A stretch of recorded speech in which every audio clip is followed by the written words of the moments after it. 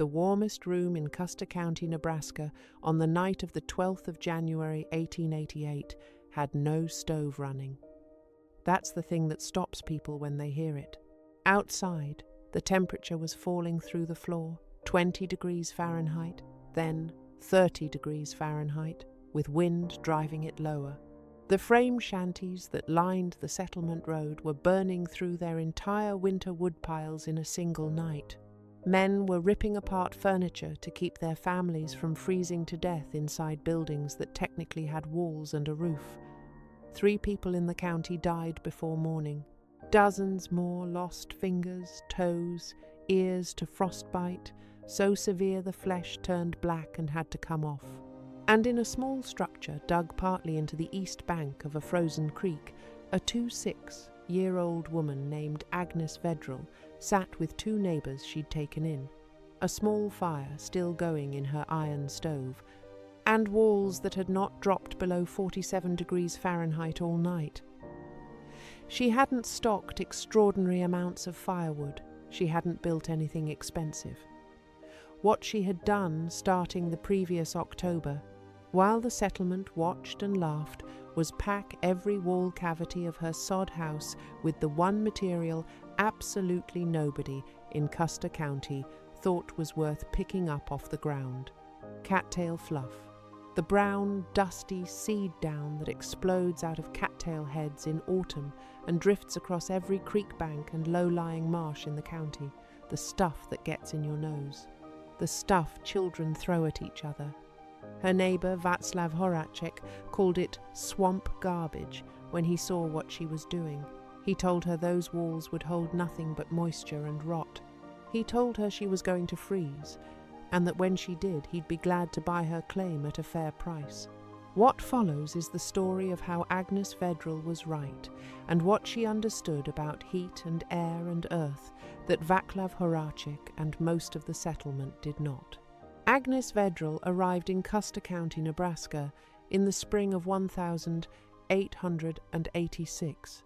She was 24 years old, born in Moravia, the eastern region of what is now the Czech Republic, and she had come to America with her parents and 2 brothers when she was 16. The family settled first near Schuyler, in Colfax County, where the Czech immigrant population was dense enough that a person could go a week without needing English. Her father farmed rented land. Her brothers worked alongside him. When Agnes was 23, her father died of typhoid fever in the summer of 1885. The rented land reverted to the owner. The brothers decided to go north toward Dakota Territory, where one of them had heard stories of free land and fast money. Agnes did not go with them. She had $6.40 in savings, a trunk of clothes and household goods, and a specific, practical knowledge of textile work she could sew, spin, and weave at a level that had commercial value on the frontier. She also had a very clear understanding of how cold moves through materials. She filed a 160-acre homestead claim in Custer County in April 1886 under the Homestead Act of 1862, the same law that allowed single women over 21, widows, and female heads of household to claim land identical to what any man could claim. She was not unusual in this. Women made up somewhere between 10 and 25% of all homesteaders on the Great Plains, and studies of the settlement period show that women who filed claims completed the 5-year residency requirement at higher rates than men. Her 160 acres sat in a crease of land where a seasonal creek fed a low, marshy area before running south. The soil was workable. There was no timber worth mentioning, a few cottonwoods along the creek, scrub willow. What the land had, in abundance, was cattail. The marsh along the creek was dense with it, head high by midsummer, the brown seed spikes fat and full by September. The settlement around her was composed mainly of German and Czech immigrants, with a scattering of families from Ohio and Indiana. The nearest town of any consequence was Broken Bow, 14 miles to the south.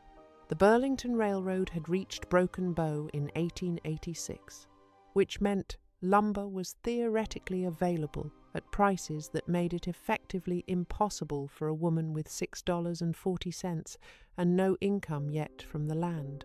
The standard homestead structure in Custer County in 1886 was a sod house. Sod bricks cut from the thick-rooted prairie grass, stacked 2 to 3 feet thick, roofed with a ridgepole and whatever lumber could be afforded, covered with more sod or tar paper, or both.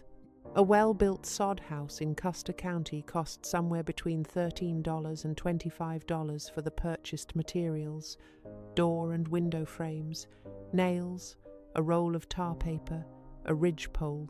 The sod itself cost nothing but labor. Agnes spent the summer and fall of 1886 building her sod house. It measured 14 feet by 16 feet, with walls 2.5 feet thick at the base, tapering to 2 feet at the top. She set the floor 18 inches below grade, not uncommon, and not an accident. Lower floors meant less wall height to build and less exposed exterior surface for wind to pull heat from. She dug the building site into the east bank of the creek drainage so that the north wall and the west wall each had at least 2 feet of earth banked against the exterior from the natural grade of the slope. The roof gave her the most trouble. Ridge poles cost money. She found 2 good cottonwood trunks along the creek, straight enough to serve, and paid a neighbor's son $0.75 to help her drag them to the site and notch them into the sod gable ends. Over these she laid willow branches as purlins and packed sod over the whole surface. The finished roof was 14 inches of living earth. It leaked when it rained, as sod roofs always did. She hung oilcloth below the ceiling boards to catch the drips. By October 1886, she had a livable house. It was not pretty. Sod walls brushed dirt onto anything that touched them, which is why every sod house settler in Nebraska learned to hang newspapers over the interior walls, not for insulation, but to stop the constant shedding. Agnes did this too, pinning copies of the Omaha Daily Bee to the walls with sharpened sticks. But she had noticed something in those first few months of occupancy. The house was warm. Not warm in the way a well-stoked iron stove makes a room warm, that immediate, fading-fast warmth that leaves a single wall-frame cabin cold within an hour of the fire dying down. This was a different warmth, steady, dull and reliable, like ground temperature itself. On nights when the stove was low, the interior of her sod house held its heat far longer than any frame building she had ever slept in. She understood, in practical terms, why. 2.5 feet of sod does not transmit heat quickly. The mass of the earth absorbs temperature change slowly. But she also understood that there was a problem with her specific building. The sod walls were not uniform. Along the west wall, she had built a double wall section outer sod, then a small air gap where she'd stacked sod bricks against an interior frame rather than solid filling the cavity. That section of wall was noticeably warmer on its interior surface than the fully packed sections. The gap held still air, and still air, she had observed since childhood in Moravia, was a better insulator than most things people tried to use as insulators. In Moravia, goose down quilts kept you warm, not because goose down itself was warm, but because the down trapped millions of tiny pockets of still air that could not circulate. Her grandmother had told her this when she was a child, explaining why a thin down quilt outperformed a thick wool blanket packed solid. The blanket had mass, but no air. The quilt had air. The air was the insulator. In October 1887, her second autumn in Custer County, her second winter preparation, Agnes Vedral walked down to the creek and looked at the Cattail marsh for a long time.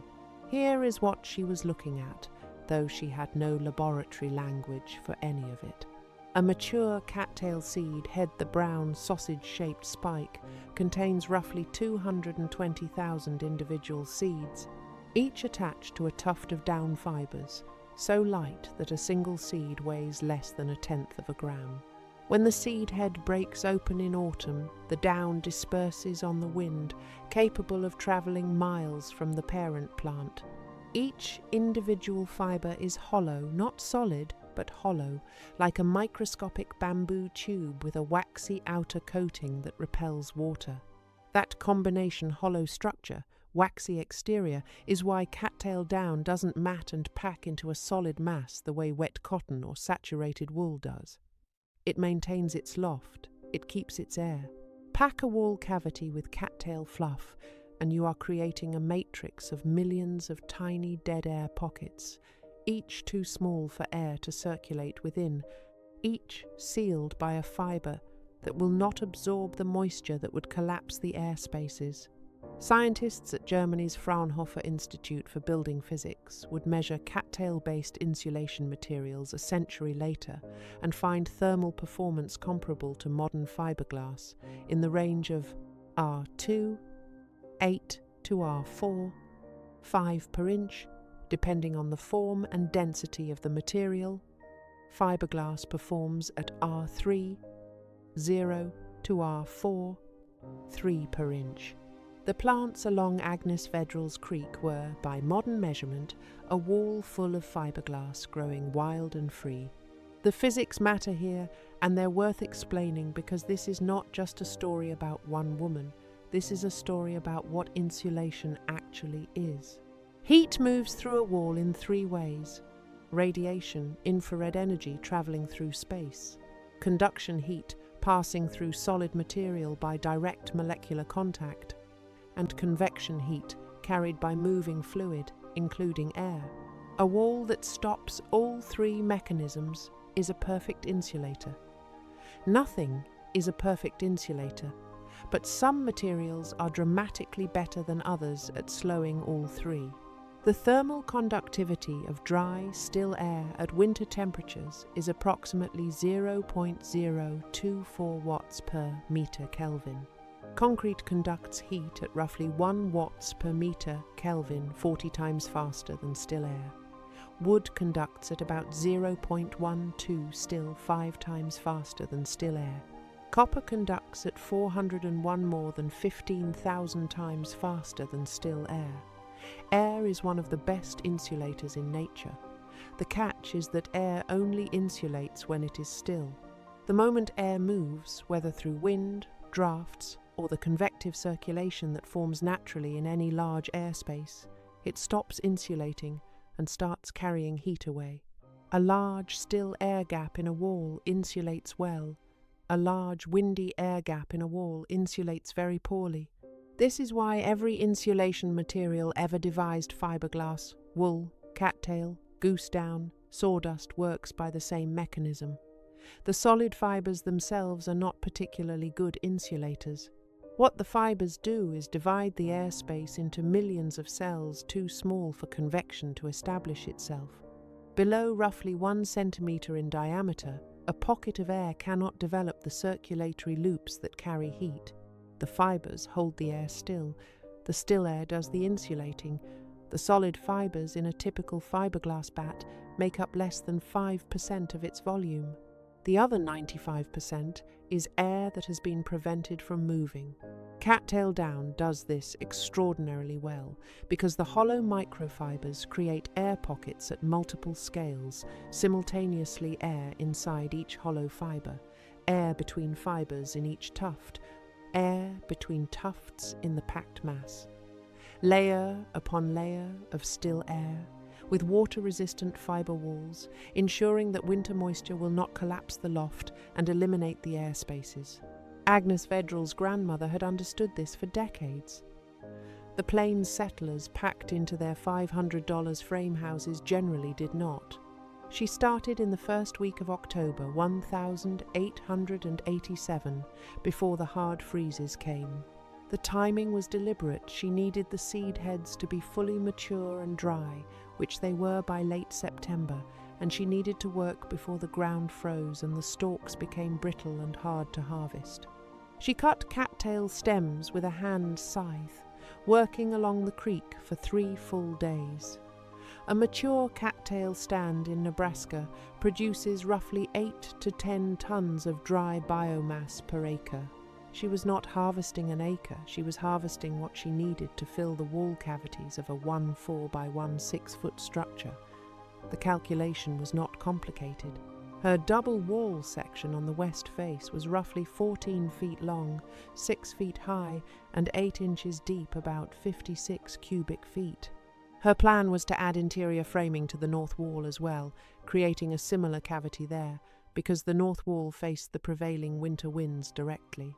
She bundled the cut stems and dragged them back to the house, where she let them dry further in the sun for several days before stripping the seed heads.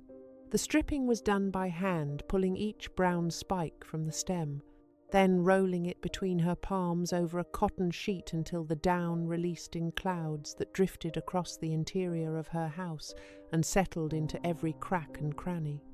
She wore a cloth over her nose and mouth. Her eyes watered constantly. The down was impossibly light, rising at the slightest breath and floating for minutes before settling. She had built the interior framing for the west wall cavity, first rough-cut willow boards nailed to stakes driven into the sod, creating a thin interior wall about 8 inches inside the existing sod face. The bottom of the cavity she left open, the top she sealed with a horizontal board. She shoveled the loose cattail down into the cavity through the open bottom, tamping it gently as she filled, not so tight that she crushed the loft out of it, but tight enough that it would not settle dramatically over time. When the cavity was full, she sealed the bottom with a board and clay. Then she did the north wall. Her nearest neighbour, Ernst Kohler, came by on the second day of the north wall work and watched her from his wagon for several minutes before speaking. He was 44 years old, a German immigrant who had arrived in Nebraska in 1882 and built himself a respectable frame house, one of the few in the settlement with a proper cast-iron stove that drew well. His house cost him $340 in lumber and hardware, not counting his labor. He asked her what she was filling the walls with. She told him. He looked at the clouds of down drifting out through the open doorway, at the cotton sheet on the floor half buried in the stuff, at the brown seed spikes piled outside in a heap. He said, "That will hold nothing. It will rot. It will pack down to nothing by February. You will freeze in there." She did not answer him. She kept working. He came back 3 days later with Václav Horacek, his neighbor to the west, a Czech-speaking farmer 8 years younger than Kohler, who owned 160 acres and had just filed on an adjacent claim to expand to 320. Horacek walked around the outside of Agnes's house, looked at the sealed wall cavities, knocked on the interior framing boards, and delivered his assessment. He said she had built a structure that would trap moisture against the sod, rot the willow framing from the inside, and by spring have collapsed inward. He said the cattail down would absorb water from the sod and turn to mold. He said swamp garbage where she had said insulation. He said he would be willing to buy her claim at $2.50 per acre, the standard government preemption price, when she was ready to leave. It was, in retrospect, a telling offer. He wanted the land, the creek bottom with its water access, the gentler south-facing slope. He wanted her to fail.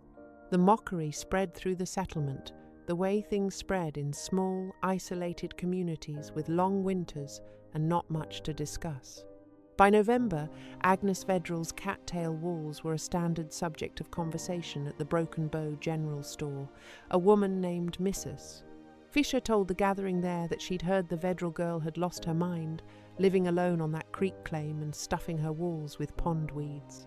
The settlement doctor, a man named Harrington, who had trained in Cincinnati and considered himself the scientific authority in the county, told anyone who asked that hygroscopic organic material in a wall cavity was a recipe for mold, structural decay, and potentially fire. He was not entirely wrong about the general principle. He was wrong about cattail specifically because of the wax coating on the down fibres that makes them water-resistant in ways that straw, hay and sawdust are not. Agnes knew this from observation, not chemistry.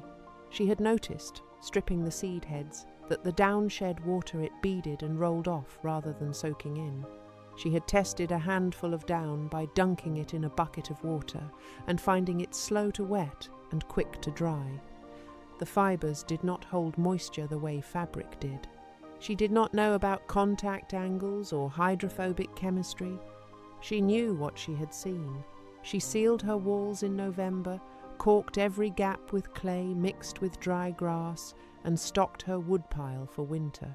The woodpile was modest, about 4 cords, which was less than half what Kola kept, and roughly a third of what a frame house in the settlement required for a full winter. She was not being careless. She was calculating that the cattail walls would reduce her heating load enough that 4 cords would be sufficient. She was right, though not even she knew by how much. The winter of 1887-88 had been brutal since November.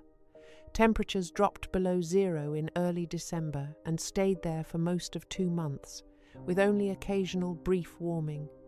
The previous winter, 1886-87, had killed Theodore Roosevelt's entire cattle operation in Dakota Territory. Roosevelt reported losing 60% of his herd, and ranchers and farmers across the northern plains were entering this second bad winter, already exhausted and underprepared.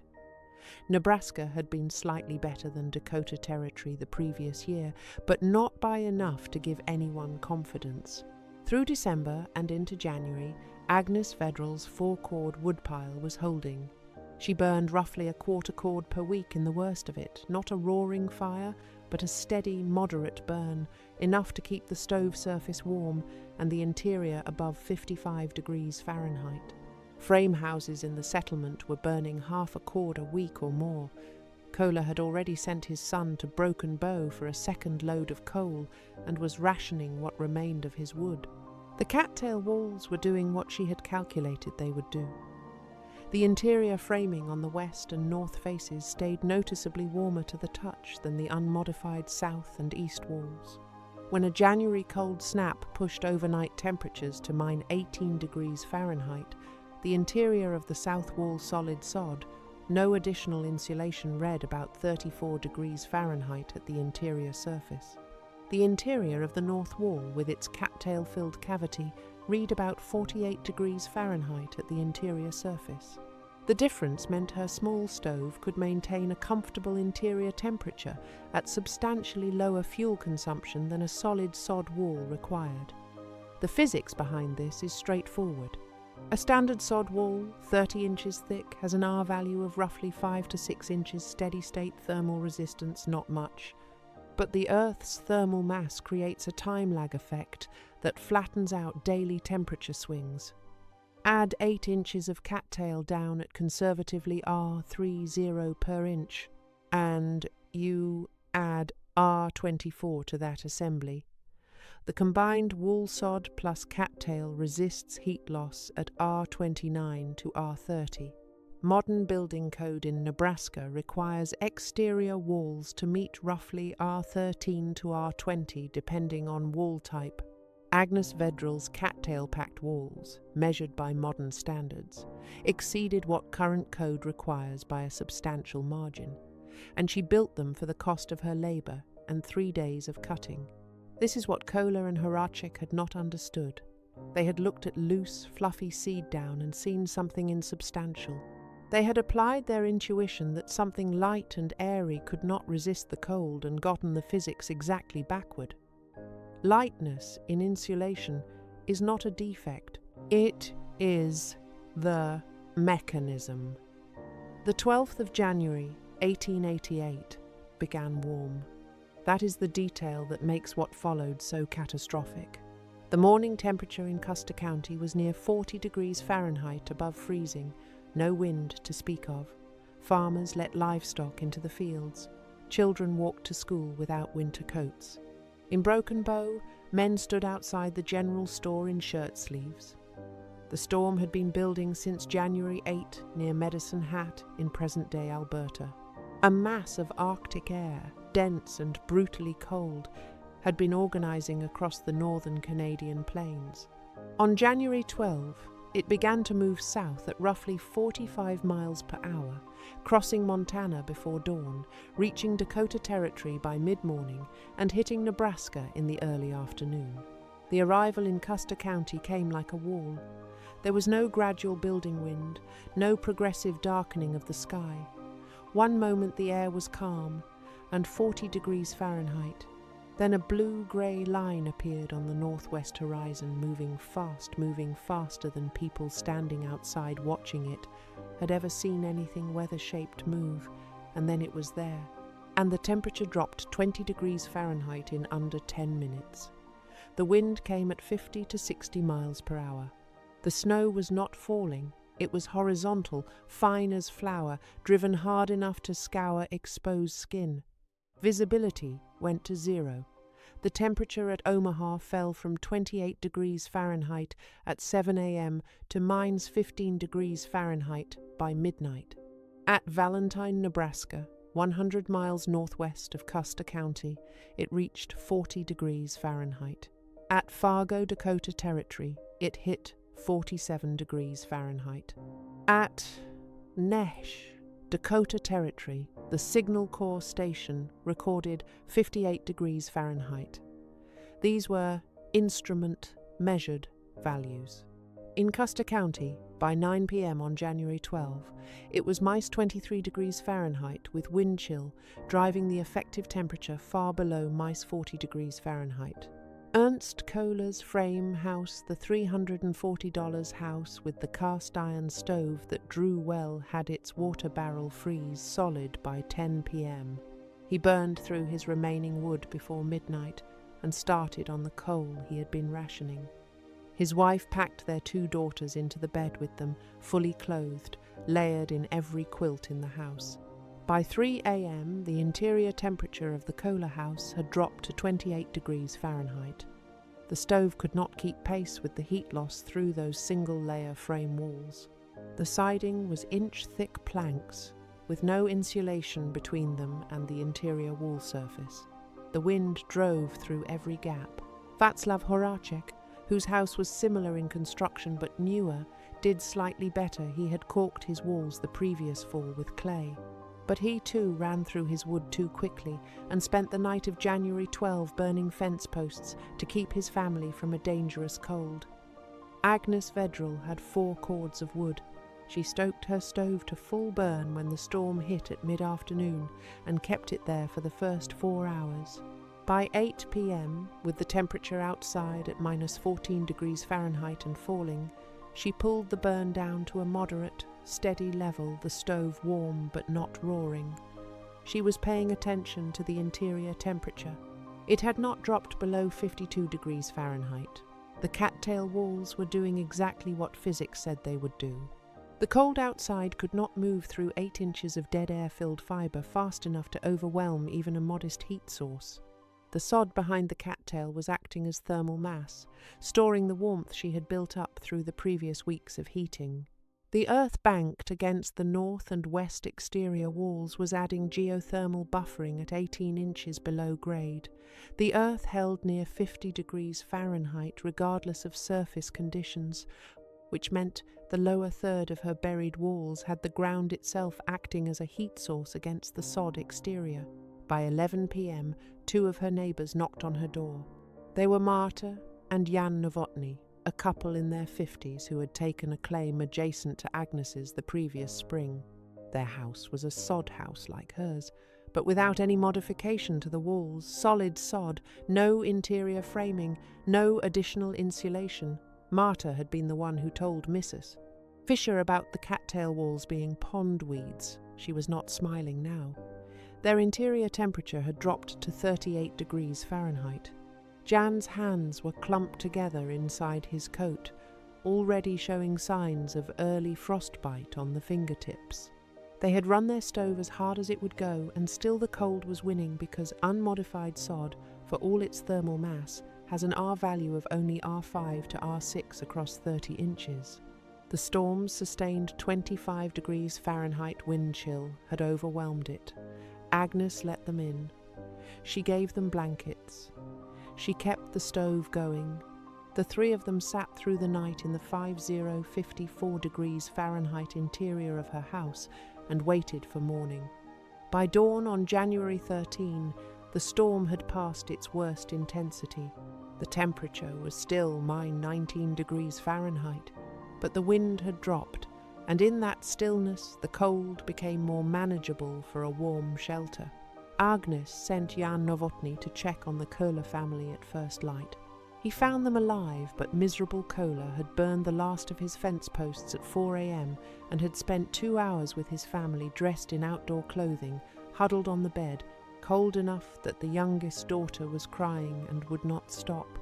Kola himself walked to Agnes Vedral's house at 8 a.m. He did not say much. He stood at the door, looked at the interior, Marta Novotny wrapped in blankets at the table, Jan with his hands around a cup of hot water, Agnes setting wood into the stove with the methodical calm of someone who had not spent the night in crisis, and he stepped inside. He looked at the north wall. He put his hand against the interior framing surface. It was 49 degrees Fahrenheit, to the touch warmer than the interior of his house had been at any point during the previous night. He said, "How much wood did you burn last night?" She told him, less than half a cord. He said nothing after that for a while. He sat down at the table. Agnes gave him hot water, and he held it, and eventually he looked at the wall again and said, "The Cattail, the school children's blizzard of 1,888, killed at least 235 people across the Great Plains, with some estimates running to 500 or more once deaths from subsequent amputations and pneumonia were counted. In Nebraska, the toll included children caught between schoolhouses and farm homes, adults caught in the open, livestock by the thousands. In Mira Valley, Nance County, a 19-year-old teacher named Minnie Freeman kept all 13 of her students alive after the wind tore the door off her schoolhouse and then ripped away part of the tar paper roof, forcing evacuation into a storm in which visibility was zero. She carried the smallest child and led the others in pairs to a nearby farmhouse. All survived.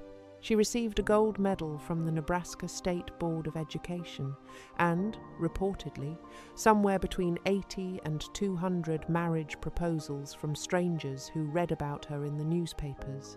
In Holt County, a teacher named Etta Shattuck was caught traveling when the blizzard hit. She sheltered in a haystack for 78 hours without food or water before being found. She did not survive. She died on February 6 after having both legs amputated, with a relief fund raised through the Omaha Daily Bee covering the cost of her care. Near Scribner, Nebraska, two sisters named Ida, 13, and Matilda, 8, Westphalen, were sent home from school when the storm began. They were found 4 days later, 2 miles from their home. Ida had removed her coat and wrapped it around her younger sister. Both died. School children across Nebraska later collected pennies for a monument. The frame schoolhouses were particularly deadly. Built cheap and fast, with thin boards and no insulation between exterior and interior, they lost heat faster than the stoves inside them could replace it once the wind hit. Sod schoolhouses, the older, heavier kind, held heat better. In Pawnee City, a teacher named Seymour Dopp kept 17 students in a sod schoolhouse through the night, burning wood until parents could dig through 5-foot drifts to reach them the following day. All 17 survived. What the 12th of January 1888 proved, settlement-wide, was a fact about thermal performance that no one had bothered to measure before. Thin walls lost. Thick walls survived. Mass and insulation were not luxuries. They were, in the coldest and most concrete sense possible, the difference between alive and not. Agnes Vedral did not become famous. She did not get 80 marriage proposals from strangers in the newspaper. She filed her proof of homestead claim in 1891, the 5-year residency period completed, and received title to her 160 acres in Custer County. The 1890 census records her as a landowner. A brief mention in a German-language Nebraska newspaper from 1889 describes her as a bohemian woman of the creek claims, who is said to have built walls stuffed with cattail fluff, which kept her neighbors from freezing in the Great Blizzard. Václav Horacek never bought her land. He expanded his own, holding the other direction.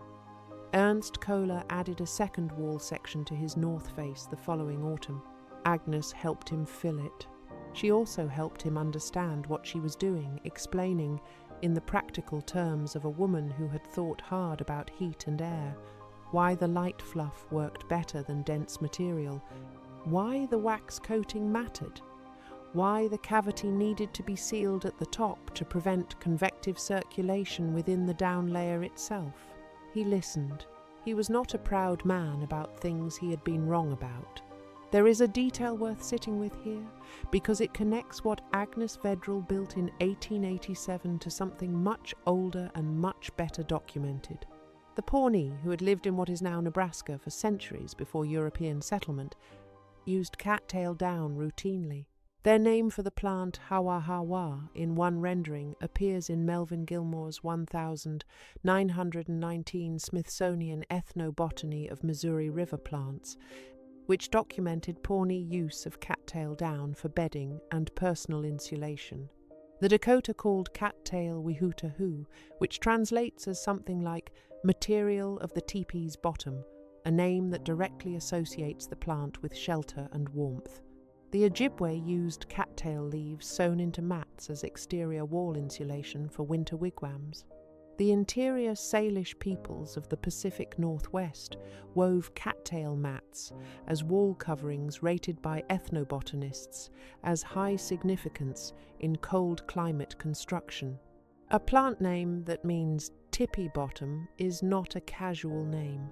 It encodes generations of observation about the relationship between cattail down and warmth, the same relationship Agnes Vedral had derived from watching her down quilt outperform her wool blanket as a child in Moravia. The German and Czech settlers of Custer County arrived with their frame house intuitions and their confidence that they understood shelter. They were not stupid people. Kohler had built a house that lasted decades. But they had lost access to a piece of knowledge that the people who had lived on these plains for centuries possessed without calling it physics. That the lightest materials trap the most air, and air trapped still is warm. This is the thing about dead air insulation that makes it feel almost counterintuitive. You pick up a handful of cattail down, and it weighs almost nothing. You can blow it across a room with a breath. It seems like the least substantial, least protective material imaginable. And then you seal it into a wall cavity, compress it just enough to eliminate the large dead spaces where convection could form, and it becomes a thermal barrier that modern engineering would struggle to match at the same cost. The fibre itself barely matters. The wax coating matters. It keeps moisture from destroying the air spaces. The hollow microtube structure matters. It adds another layer of still air pockets inside each fibre. But the fundamental physics is just this. Air at winter temperatures conducts heat at 0.024 watts per meter Kelvin. Packing a wall with cattail down gives you a wall that is 95% air, with enough fibre to prevent any of that air from circulating. You have built, from material that grows wild along every creek bottom in Nebraska, one of the most thermally resistant wall assemblies possible with 19th century materials. The morning of January 13, Ernst Kohler walked home through -19 degrees Fahrenheit air with a better understanding of his own building than he had had 24 hours before.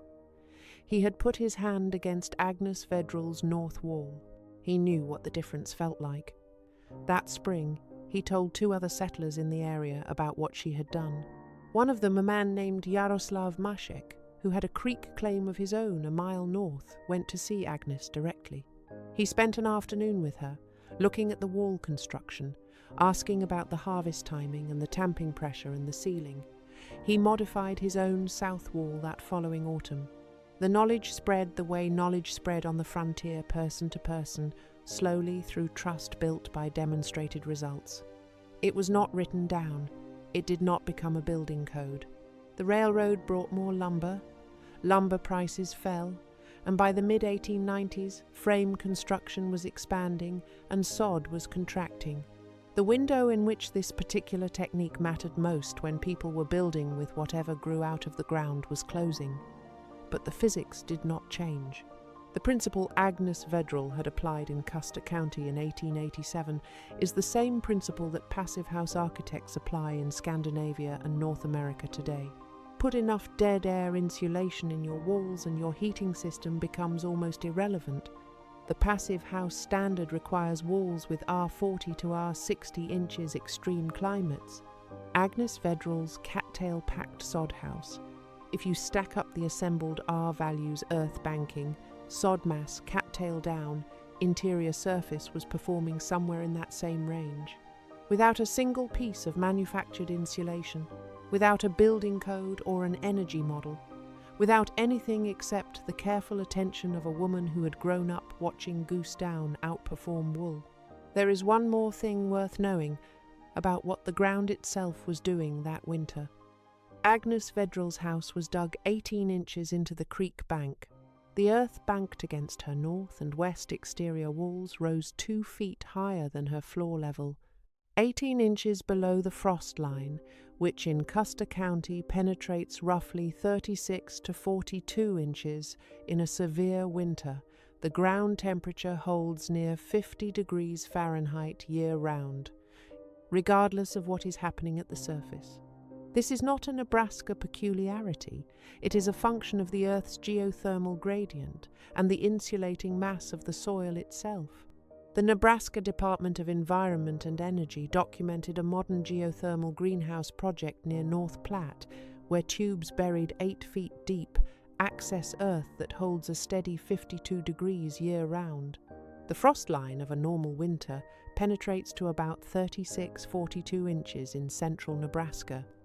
In the extreme cold of January 1888, it went deeper, but at 18 inches of depth plus the 18 inches of bank height, a combined 3-6-inch earth depth on the buried portions of Agnes's exterior walls, the soil was acting as a slow, constant 50 degrees Fahrenheit heat source against the wall exterior. The cold at the surface was 25 degrees Fahrenheit. The earth at 36 inches was 50 degrees Fahrenheit.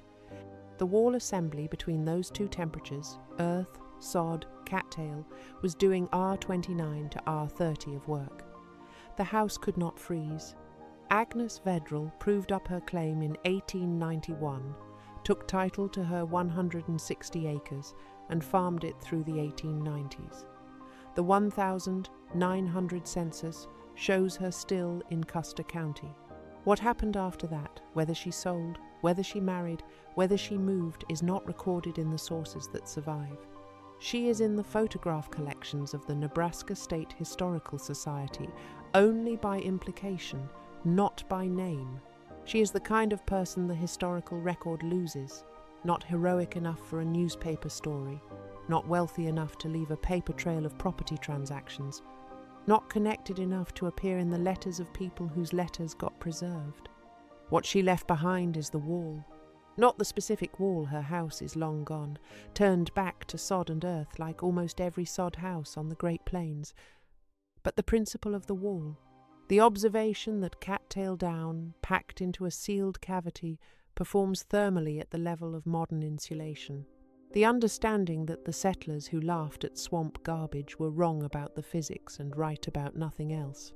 The Fraunhofer Institute for Building Physics in Germany has spent years documenting the thermal performance of cattail-based insulation panels, finding thermal conductivity values of 0.045 to 0.052 watts per meter Kelvin performance, competitive with standard fiberglass insulation.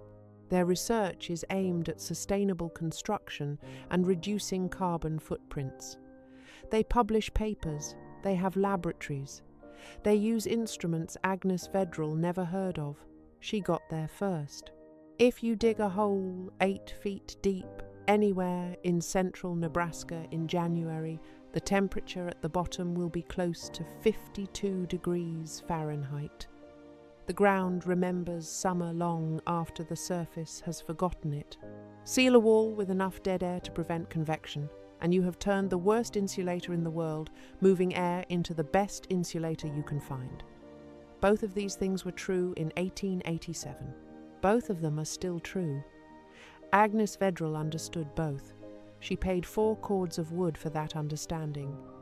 Ernst Kohler paid a frozen night. The difference between those 2 outcomes was 8 inches of cattail down and a woman who had been watching how heat moved through materials since before she was old enough to have a word for it. Compartilhar conteúdo cattail. Script. MD TD.